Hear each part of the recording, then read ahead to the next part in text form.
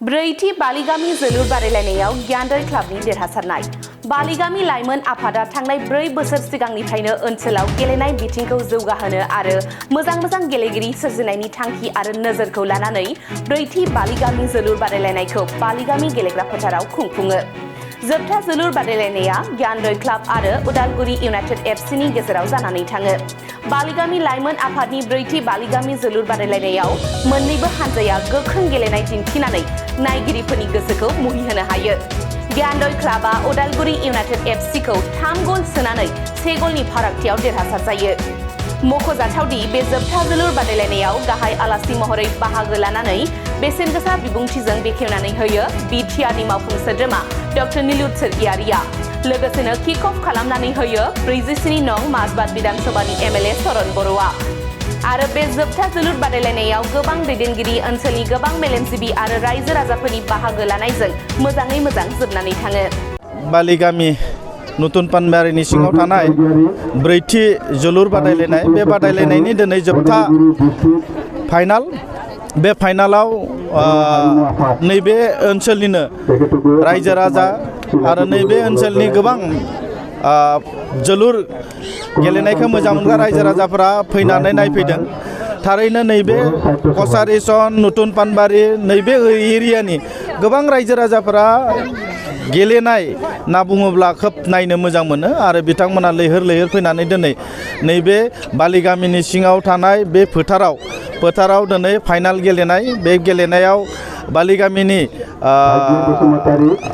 क्लाबनि मानिजाथाव बिथांमोनखौ आं साबायखर होयो। थारैनो गेलेनायनि गेजेरजों नैबे ओनसोलनि गोबां गेलेगिरिफोरखौ बिथांमोना सुबिदा होनो नागिरदों। थारैनो बियो बाख्नायथाव आरो नैबे जोंनि रौता ओनसोलनिनो बे नतुन पानबारियाव बिथांमोना बोसोरै होबाय थायो। बियो ब्रैथि खेब जाबाय। गतिके आं बिथांमोनखौ आंनि गोसो गोरबोनिफ्राय साबायखर जासियो। बेयावनो आङो बालिगामि टुर्नामेन्ट कमिटिखौ साबायखर बावदों।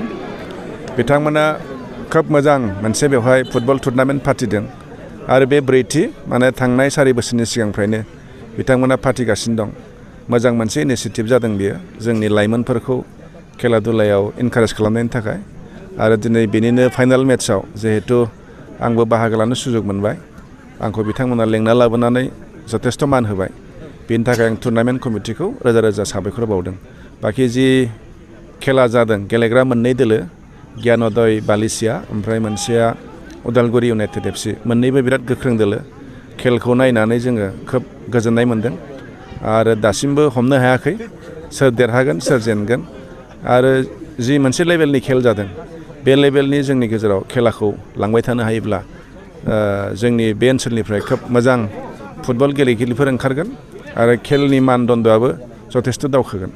ओंखायनो जोबनायाव आङो खावलायबावदों जाहाथे बालिगामि टुर्नामेन्ट कमिटिया 4थिल' नङा 5थि 6थि जाहाथे बिथांमोना खुंलांबाय थायो आरो।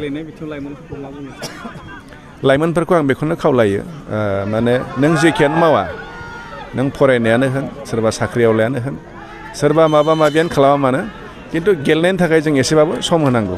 मानो होनबा देहाया जोंनि बयनिख्रुइबो दाम गोसासिन, बयनिख्रुइबो इम्परटेन्टसिन। ओंखायनो जेखि मावा मानो नों दसे समब्लाबो गावनि देहानि थाखाय, खेला दुलानि थाखाय सम होनांगौ आरो आं लाइमोनफोरखौ बेखौनो खावलायगोन। जोंनि लाइमोन आफादनि जिथु जोलुर गेलेनाय बादायनाय, बेखौ होनायनि गुबै थांखियानो जाहैबाय जोंहा जोंनि ओनसोलनि गेलेगिरि बिथांमोना जाहाथे गेलेनाय फारसे बांसिन गोसो बोयो, लोगोसे उन्दै गथ'फोरा जाहाथे गेलेनाय फारसे गोसो होयो, जोलुरखौ बोरै गेलेयो बेखौ नायनानै एसे आइडिया लानाय आरो लोगोसे गामिनि माखासे गाज्रि थासारि, लोगोसे गामिनि खौसेथिखौ लाखिनो थाखाय जोङो बे जोलुर गेलेनाय बादायनायखौ बोसोरफ्रोमबो होबोनाय जादों। आरो रायजो राजा, जोंनि ओनसोलनि गासै रायजो राजा बिथांमोना लैहोर फैनानै जोंनि बे गेलेनाय बादायनायखौ मोजाङै जाफुंसार होनायाव हेफाजाब होनायनि थाखाय बिथांमोननिसिम आं लाइमोन आफादनि आफादगिरि जानानै बिथांमोननिसिम रोजा साबायखर बावहरनाय थाबाय। दिनैनि जिथु जोबथा जोलुर गेलेनाय बादायनाय, बेवहाय जोंहा गियानदै एफसी लोगोसे उदालगुरि इउनाइटेड एफसी बिथांमोननि गेजेराव जादोंमोन। दा गियानोदै एफसिआ 3 गलाव देरहानो हाबाय बिथांमोननिसिम मोजां गेलेनानै दिन्थिनायनि थाखाय जों लाइमोन आफादनिफ्राय बिथांमोननिसिमबो रोजा रोजा साबायखर बावहरनाय जाबाय। जोबथा फाइनाल गेलेनायावहाय जे गेलेगिरि बा देरहासारगिरि बिथांमोननो मा बान्था गथायदों नोंथांमोना? जोङो उइनार जिथु देरहासार जानाय हानजा बिथांमोननो जों बान्था महरै गंसे ट्रफिजों लोगोसे 50,000 रां बान्था बावनाय जादों। लोगोसे नैथि बान्था महरै गंसे ट्रफिजों 30,000 रां बान्था बावनाय जादों। लोगोसे बेस्ट गलकिपारनो गंसे ट्रफिजों लोगोसे 2,000 रां बान्था लोगोसे